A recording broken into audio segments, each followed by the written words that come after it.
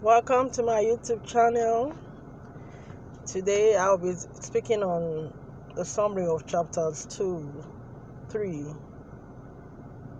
4, and 5 of Redemption Road by Elma.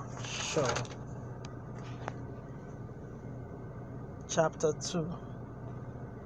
Moses Vani, who is the antagonist of the play, gets down from his Pajero car to enter the courthouse. He sees a group of teenage boys who call out to him, Brother V, Brother V, as they try to rush to him. Vani's bodyguard, named Wee, who also serves as his driver, tries to drive them away, but Vani steps up behind Wee, telling him that the teenage boys are his boys. The young boys had all grown up so fast, and he understood what it meant to be young, displaced, and unemployed. Elma takes us back to Vani's childhood days. Vani was 11 years old when he traveled with his parents from Saniquili to Monrovia in an overcrowded bus. The driver lost control and tumbled into a ravine. He lost his parents in the accident. After the death of his parents, Vani was sent to live with his uncle in Monrovia, while his two younger sisters were taken in by his mother's sister. Back to reality, Vani feels pity for the young boys and promises them that he won't forget them, and walks away towards the temple of justice. His mind drifts back to the judges who practice corruption. Please click on the subscribe button, like, and share for more content.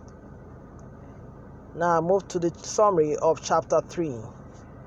Bendu goes back to work after taking time off for her grandmother's memorial service. She runs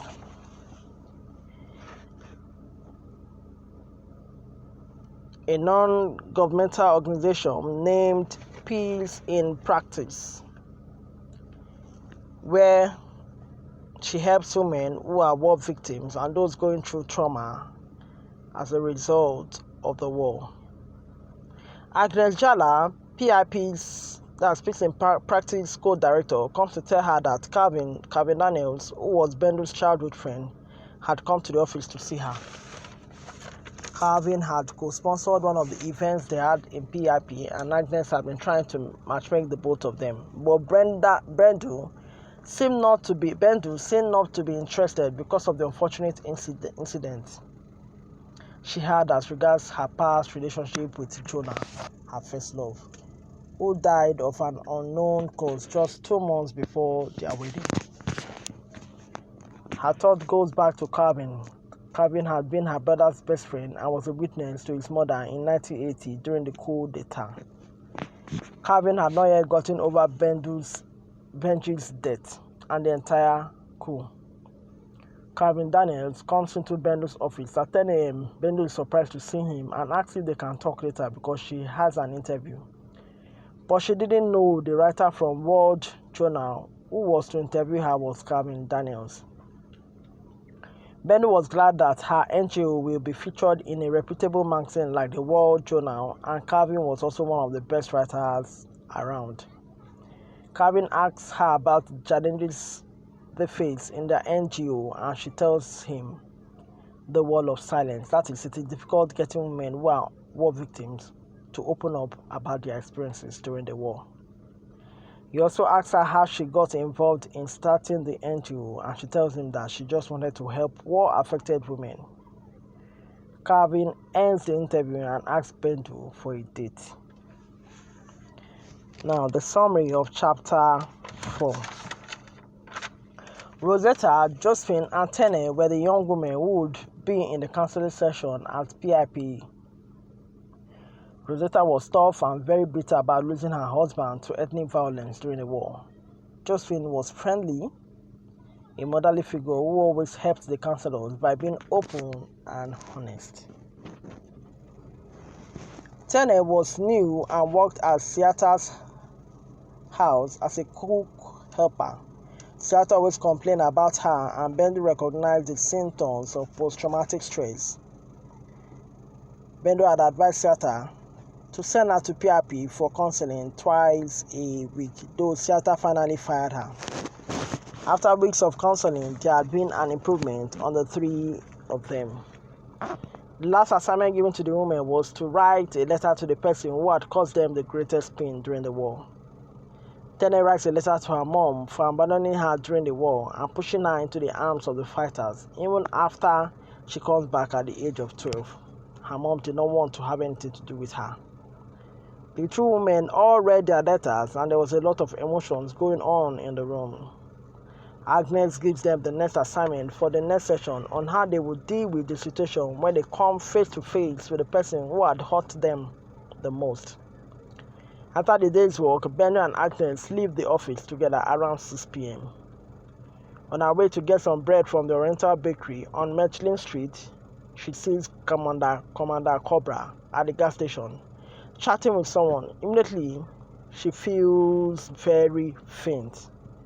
By the time she could regain her composure, Cobra had gone. Please don't forget to subscribe to my YouTube channel, like and share. Now the summary of chapter 5. Bendu seeing Cobra 2 days ago made her have nightmares. In her dream, she was on a routine drill with the other women. They were jogging with heavy guns. Suddenly, the leader brought them to a house and Commander Cobra appeared in the doorway. They greeted him and he acknowledged them, and he told them to enter the room in a single file. There in the middle of the room were a dozen men who were naked, their elbows tied behind their backs. There was also the presence of a beheaded man, and the weapons used to kill him were lying on the ground beside his body, with blood everywhere. Commander Cobra pulls Bendu and another woman out of the group and instructs them to pick up the bloody weapons. He instructs them to kill the remaining men who were alive. Commander Cobra scans the group of men and points to one of them that he needs the skull. Two of his men reach out to the man, then Cobra grabs a knife from Bendu and uses it on the man's throat as if he was killing a goat. Blood gushes out and splashes over Bendu. She screams and wakes up. She wakes up quivering. It was as scary as the day those was tired. The sight of Cobra brought back the past in a matter of seconds. Then she hears a loud knock at her gate. It was Agnes, her colleague at PIP. She came to Bendu, didn't come to work. She tells Agnes that she saw Commander Cobra 2 days ago. Agnes advises her to get some rest and that there was nothing she could do to erase the past. She tells Bendu that she will come and pick her up tomorrow to the office. As Agnes leaves, Bendu remembers Agnes' advice about the past and also remembers that Agnes had also done some unspeakable things during the war. With a lot of thoughts on her mind, Nadi falls asleep. We have come to the end of the summary of chapters 2, 3, 4, and 5. I'll be uploading more chapters soonest. Please, to get more content, subscribe to my YouTube channel, like and share. See you soon. Thank you. Bye.